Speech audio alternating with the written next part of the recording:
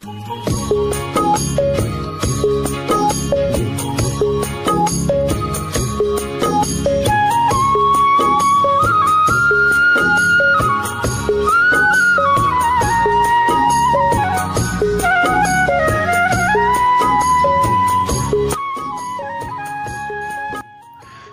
সকাল বন্ধুরা, কেমন আছো সবাই? আশা করছি সবাই খুব ভালো আছো এবং সুস্থ আছো। আমি দেবশ্রী, আমার একটি ছোট্ট পরিবারে তোমাদের সবাইকে স্বাগত জানাই। এখন বাজে ওই সকাল 6টা মতো, আর তোমাদেরকে সাথে নিয়ে আমার আরও একটি ব্যস্ততম দিন শুরু হলো। আশা করছি আমার আজকের ভিডিওটি তোমাদের একটু হলেও ভালো লাগবে, তাই ভিডিওটি স্কিপ না করে সম্পূর্ণ দেখার অনুরোধ রইল। কালকে রাত্রে সৌভাগ্যবশত আমাকে খুব একটা বেশি জাগতে হয়নি, সেজন্য সকালেও ঘুমটা কিন্তু অনেকটাই তাড়াতাড়িভাবে ভেঙেছে আর নিজেকে একটু ফ্রেশও মনে হচ্ছে। তাই সকালে তাড়াতাড়ি উঠে আমি কিন্তু একটু বাইরের দিকে বেরিয়েছিলাম। বাইরের এই হাওয়াটা বেশ কিন্তু ভালো লাগে, যদিও শীতটা আবার কিন্তু খুব বেশি পড়েছে। তো বাইরে থেকে ঘুরে এসেই আমি কিন্তু চুলটা আঁচড়ে নিলাম। তারপর দেখলাম যে বেবিরা এখনও ওঠেনি, দুজনেই কিন্তু নিশ্চিন্তে ঘুমোচ্ছে। তাই আর দেরি না করে ব্রাশ করব বলে কিন্তু চলে এলাম। দিয়ে দেখো ব্রাশ নিয়ে নিচ্ছি, আর কিন্তু নিশ্চিন্তে আজকে ব্রাশটা করা যাবে। অন্যদিন বেবিরা উঠে পড়লে কিন্তু আমি একদম নিশ্চিন্তে ব্রাশও করার সময় পাই না, ওদের পেছনেই অনেক সময় চলে যায়। তারপর দেখো এই যে জামা কাপড়গুলো ভেজাতে নিয়ে চলে এসেছি।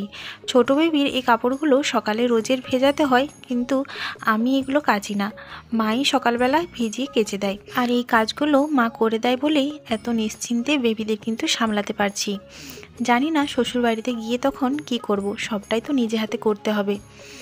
তাই বলে যে মা না থাকলে কিন্তু মা হওয়া যায় না, আর কথাটা যে কতটা সত্যি এখন আমি বুঝতে পারছি। মা আছে বলেই দুটো বাচ্চাকে সামলানো অনেকটা সহজ হয়ে দাঁড়িয়েছে, না হলে একা হাতে দুটো বাচ্চা সামলানো কিন্তু সত্যিই অনেক চাপের আর কষ্টের।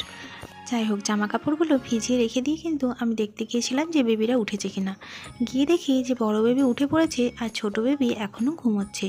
তাই ওকে তুলে নিয়ে এলাম, আর দেখো ব্রাশ করিয়ে নিচ্ছি। আর প্রত্যেক দিনের মতো আমাকে তো ভীষণ বকতে হয় এই ব্রাশ করানোর জন্য, কিছুতেই মুখ খুলতেই চায় না। সকালবেলা উঠেই এত বকতে কিন্তু একদম ভালো লাগে না, একদম কথা শোনে না। কি করা যাবে বলো, এখনকার বাচ্চারাই ওরকম। আর সকাল সকালে ব্রাশ করানোর জন্য কী যে চাপ নিতে হয় সেটা আর কি বলবো। যাই হোক, যা হোক করে ব্রাশটা করিয়ে তারপর বাড়িতে চলে এলাম। এসে দেখি আমার ভাইয়ের বউ কিন্তু বাসক পাতা ফুটিয়ে তার জল বের করেছে, আর ওটা বাচ্চাদেরকে দিচ্ছে মধু দিয়ে। কদিন ধরেই হঠাৎ ঠান্ডা আর হঠাৎ গরমের জন্য বাচ্চাদের কিন্তু ভীষণ প্রবলেম হচ্ছে। বাচ্চাদের কেন, বড়দেরও কিন্তু ভীষণ শরীর খারাপ হচ্ছে।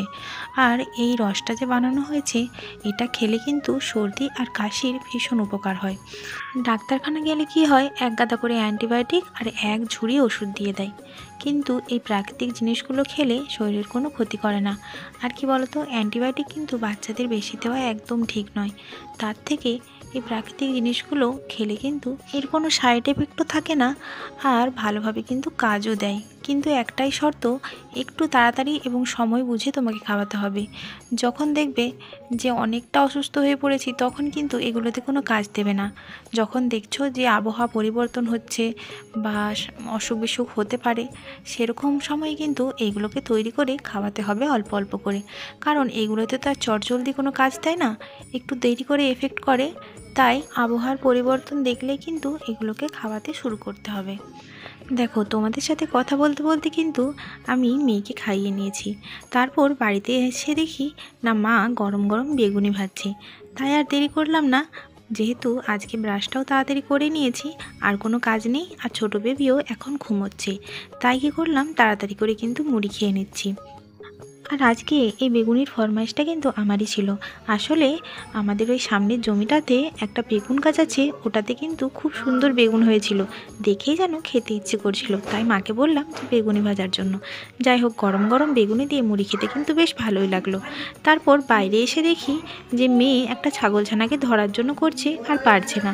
আমাকে বলল, মা তুমি একটু ধরে দাও। তো আমি ছাগলছানাটাকে ওকে ধরে দিলাম। এই ছাগলছানাগুলো হওয়ার পর থেকেই আমার মেয়ের এই সকালবেলা একটা কাজ হয়ে দাঁড়িয়েছে, ওদেরকে কোলে নিয়ে ঘোরা। আর ওরাও কেমন চুপটি করে বসে থাকে। আসলে শীতকাল তো, জড়সড়ো হয়ে বেশ আরাম বোধ করে কোলের ভেতর। যাই হোক, বাইরে রোদে এসে একটু দাঁড়িয়েছিলাম ওদের সাথে, কিন্তু হঠাৎ করে ছোটো বেবি উঠে পড়ায় আমাকে কিন্তু ছুটতে হলো। তারপর ওকে একটু রোদে নিয়ে এলাম। সকালবেলা রোদটা কিন্তু বেশ ভালো লাগছিল। আর এই কদিন যা শীত পড়েছে কি বলবো, মাঝখানে বেশ কদিন কিন্তু বেশ গরম লাগছিল, সোয়েটার টুপি পরতেই হচ্ছিল না সকালবেলাতে, কিন্তু এই কদিন আবার জাঁকিয়ে ঠান্ডাটা পড়েছে। যাই হোক, ওকে মাম দিয়ে তারপর ঘুম পাড়িয়ে রেখে আমি কিন্তু চলে এসেছি একটু অ্যালোভেরা গাছগুলো লাগাবো বলে। এই অ্যালোভেরা গাছগুলো আমাদের কাকিমাদের বাড়িতে ছিল, ওরা সব উঠিয়ে দিয়েছিল। আর আমি যে অ্যালোভেরা গাছগুলো মায়েদের বাড়িতে লাগিয়েছিলাম সেগুলো কিন্তু বর্ষাকালেই মারা গেছে ওই আগাছাগুলো ঢাকা পড়ে। আসলে বাগানটা তেমনভাবে পরিষ্কার করা হয়নি, আর দেখাও হয়নি যে ওগুলো আগাছার ভেতরে পড়ে গেছে। তো সেজন্য অ্যালোভেরা গাছগুলো এত বড় বড় হয়েছিল, কিন্তু কি আর বলবো, গাছগুলো মারা যেতে আমার কিন্তু ভীষণ কষ্ট হয়েছিল। কারণ অ্যালোভেরা গাছগুলো এত সুন্দর গ্রোথ করেছিল, ওগুলো মারা যাওয়াতে কিন্তু আমার খারাপ লেগেছিল। তাই কাকিমাদের ওখানে যখন দেখলাম যে চারাগুলো তুলে ফেলে দেওয়া হয়েছে, আমি ওদের বাড়ি থেকে কিন্তু নিয়ে এসেছি এই 4টে গাছ। এই ছোট ছোট কৌটোগুলোতে কিন্তু লাগিয়ে নিচ্ছি, কারণ অন্যান্য জায়গায়ও কিন্তু জায়গা আছে লাগানোর মতো, কিন্তু কি বলতো, আগাছা হলে আবার সে একই অবস্থা হবে। সেই জন্য এই কৌটাগুলোতে লাগিয়ে রেখেছি। এগুলো এখান থেকে ওখানে সরানো যাবে আর দেখতেও পাওয়া যাবে। আমি যখন লাগাচ্ছিলাম আমার মেয়ে এসে জিজ্ঞেস করলো যে আমি কি বানাচ্ছি। আসলে ও তো আমাকে একদিনও গাছ লাগাতে দেখেনি, কারণ এই ব্যস্ততার মধ্যে গাছ লাগানো আর হয়ে ওঠে না। সেই ছোটোবেলায় কত রং বেরঙের গাছ তুলে তুলে এনে লাগাতাম, তার কোনো ঠিকানা নেই। জানো তো একবার কি হয়েছিল, একটা শিউলি গাছ ওই স্কুল থেকে আস্তে আস্তে একটা বাড়ির পাশে হয়েছিল। তো ওটা প্রায় কোনো রকমভাবে চুরি করে এনেছিলাম বলতে পারো। তখন অনেক ছোট ছিলাম, ক্লাস 5-এ পড়তাম। ওটা তুলে এনে বাড়িতে লাগিয়েছিলাম, আর গাছটা কদিনের মধ্যে কিন্তু বেশ বড়সড় হয়ে গিয়েছিল আর ফুল ফুটতেও শুরু করেছিল। আর শিউলি গাছ আমার বরাবরই খুব পছন্দের, আর শিউলি ফুলের গন্ধটা আমার যে কী ভালো লাগে তা তোমাদের বলে বোঝাতে পারবো না। কিন্তু একদিন স্কুল থেকে ফিরে হঠাৎ করে দেখি যে বাবা গাছটাকে কেটে ফেলেছে, আর তারপর 2 দিন না খেয়েছিলাম আর ভীষণ কান্নাকাটি করেছিলাম। আসলে ওই গাছটা মানে ঠিকমতো জায়গায় লাগানো হয়নি, আর বাবার ওখানে একটু দরকার ছিল, সেজন্য সে কেটে ফেলেছিল। কিন্তু আমি মনে ভীষণ কষ্ট পেয়েছিলাম, আর বাবার উপরও খুব অভিমান হয়েছিল। দেখো, তোমাদের সাথে কথা বলতে বলতে কিন্তু অনেকটা সময় পেরিয়ে গেল। তারপর দেখো আমার মেয়েকে কিন্তু একটু গা মুছিয়ে নেব। ওকে একদিন ছাড়াই কিন্তু স্নান করাই, যেহেতু কালকে স্নান করিয়েছিলাম, আজকে গাটা একটু হালকা করে মুছে দিয়ে তারপর দেখো জামা প্যান্ট পরিয়ে নিচ্ছি। আর আজকে একটু ব্যস্ত আছি, কারণ আজকে অসহ্যের নখ কাটা হবে। আমি বলেছিলাম না আমার শ্বশুরবাড়িতে একজন মারা গেছে, যেহেতু একই গ্রামে বাড়ি, তাই সামনাসামনি কিন্তু একটা পুকুরের কাছে ওই অসহ্যের নখ কাটা হবে। সেজন্য ওখানে গিয়ে আমাদেরকে কিন্তু স্নান করতে হবে, তাই একটু তাড়াতাড়ি করছি। ছোটো বেবিকে স্নানটা করিয়ে রেখে তারপর আমি আর বড় মেয়ে দুজনেই কিন্তু ওখানে যাব। ভেবেছিলাম যে ওখানে একটু তাড়াতাড়ি গিয়ে একটু তাড়াতাড়ি স্নান করে নেব, কারণ এমনিতেই পুকুরে স্নান করতে হবে, তারপর ছোট বেবি আছে, তাই ঠান্ডা লেগে যাওয়ার ভয়ও আছে।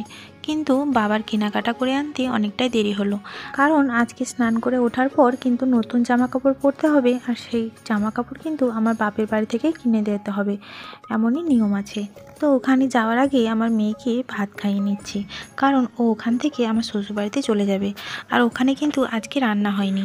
আর আমি ছোটো বেবিকে রেখে যাব, আর ওখান থেকে স্নান করে কিন্তু আমি বাপের বাড়িতে আবার ফিরে চলে আসব।